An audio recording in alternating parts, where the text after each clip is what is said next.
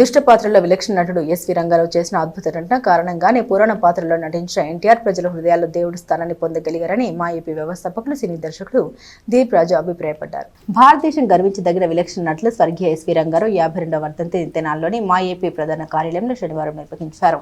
నటి భవానీ కపూర్ అధ్యక్షత వహించారు. మా ఏపీ వ్యవస్థాపకులు సినీ దర్శకుడు దిలీప్ రాజా మాట్లాడారు. విలన్ పాత్రలు చేసే నటుల్లో సమర్థత లేకపోతే హీరోలు రాణించలేరని అన్నారు. కొన్ని పాత్రలకు ఎస్వి రంగారావు మినహా వేరెవరిని ఇప్పటికీ ఊహించుకోలేమని ఆయన తెలిపారు.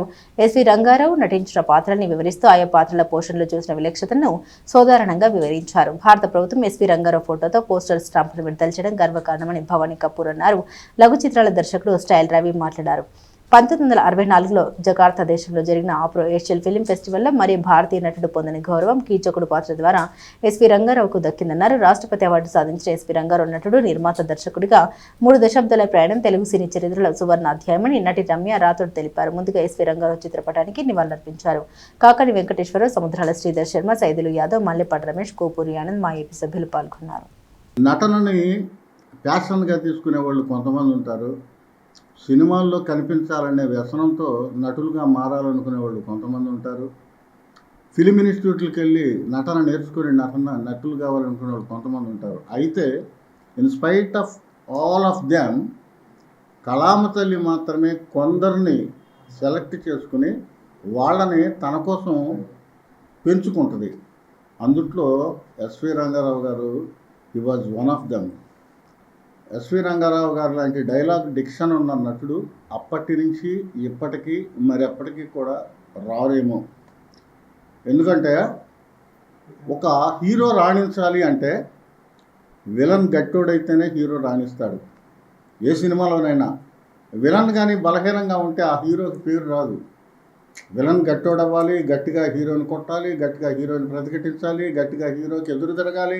ఇవన్నీ చేస్తేనే హీరోయిజం ఎలివేట్ అవుతుంది. ఇవన్నీ చేస్తేనే హీరోయిజం డెవలప్ అవుతుంది. జనం మెచ్చుకుంటారు, హీరోగా తప్పట్లు పడతారు.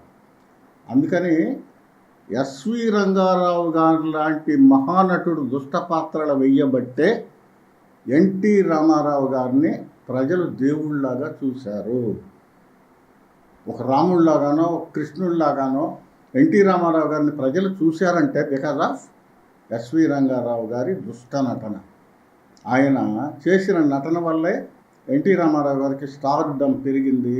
ఎన్టీ రామారావు గారు స్టార్ అయ్యాడు. ఎన్టీ రామారావు గారు ప్రజలకు ఒక దేవుళ్ళలాగా అయిపోయాడు. ఎందుకంటే ఎస్వి రంగారావు గారు యాక్ట్ చేసిన సినిమాలు చూస్తే మాయాబజార్లో ఘటోత్కచుడి క్యారెక్టర్ చేస్తారు. వివాహ భోజనం అని పాట ఉంది. ఆ పాట అవన్నీ ఇప్పుడు 5.1 కానీ, విఎఫ్ఎక్స్ కానీ, తర్వాత కంప్యూటర్ గ్రాఫిక్స్ కానీ, ఆర్టిఫిషియల్ ఇంటెలిజెన్స్ కానీ ఇవన్నీ ఇప్పుడు వచ్చినాయి. బట్ ఆ రోజుల్లో ఈ టెక్నికాలిటీస్ ఏం లేవు. అయినా కూడా ఆ రోజుల్లో మరి ఇంతంతలా పళ్ళాల్లో నుంచి లడ్డూలు వచ్చి నోట్లో పడతాం, ఇవన్నీ కూడా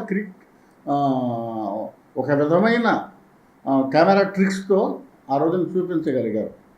ప్రజలు మెచ్చుకున్నారు. సో కొన్ని పాత్రలు ఇటు సాంఘికంలోకి వచ్చి కూడా ఆయన కళ్ళంత నీళ్లు తెప్పించేసేసాడు. ఒక సినిమాలో మనవడు చనిపోతే ఆ మనవడు శవం మీద మట్టి వేసేటప్పుడు ఆయన చూపించిన ఎక్స్ప్రెషన్ ఇంకే నటుడు కూడా చూపించలేడు. సో అతి రేర్గా ఉన్న భారతదేశంలో ఉన్న మహానటుల్లో ఒక మహానటుడు మరణించి 52 ఏళ్ళు అయింది. ఆయన మృతికి మా ఏపీ సంతాపం తెలియజేస్తుంది. సో మళ్ళీ ఇలాంటి నటులు పుట్టాలి, మళ్ళీ సినిమా గడ్డ మీద అలాంటి నటులు రాణించాలని కోరుకుంటున్నాను.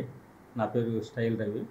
ఈరోజు ఎస్వి రంగారావు గారి 52వ వర్ధంతి పురస్కరించుకొని మా ఏపీ ఆఫీసులో ఈరోజు ఎస్వి రంగారావు గారిని మనస్ఫూర్తిగా తలుచుకుంటున్నాం.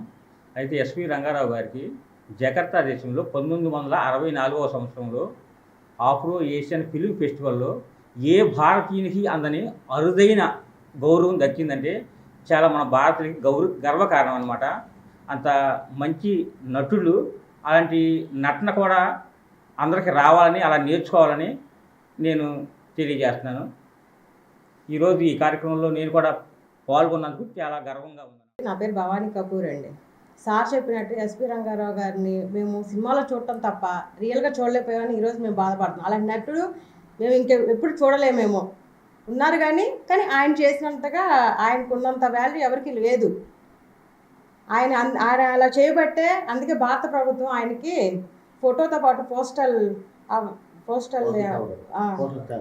పోస్టల్ స్టాంపు విడుదల చేసినందుకు మేము చాలా గర్విస్తున్నాం.